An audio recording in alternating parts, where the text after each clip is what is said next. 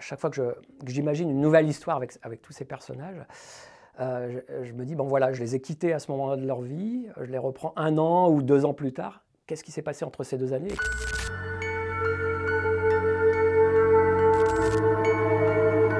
C'est exactement ce qui s'est passé quand j'ai écrit, on va dire, le Charcot précédent, qui s'appelait La Faille. À la fin de La Faille, bon, les personnages sont dans tel état, en fait. Et je ne savais pas ce qu'ils allaient devenir jusqu'à ce que je me mette à réfléchir à l'histoire de À retardement, en me disant, bon voilà, il s'est écoulé 1 an, Charcot, je vais le retrouver dans tel état, Nicolas Bélanger, je vais le retrouver dans tel état. Et Nicolas Bélanger, oui, c'est peut-être le personnage qui a le plus d'enjeux dans ce livre, parce que c'est lui qui, dans La Faille, a le plus de difficultés. Il a vécu des choses terribles.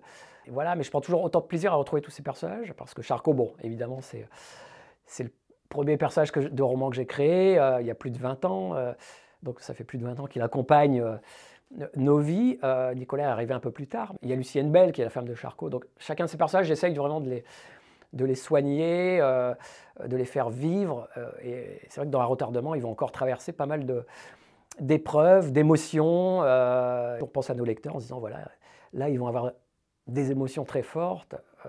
Et puis, c'est comme ça qu'on crée de belles destinées de personnages.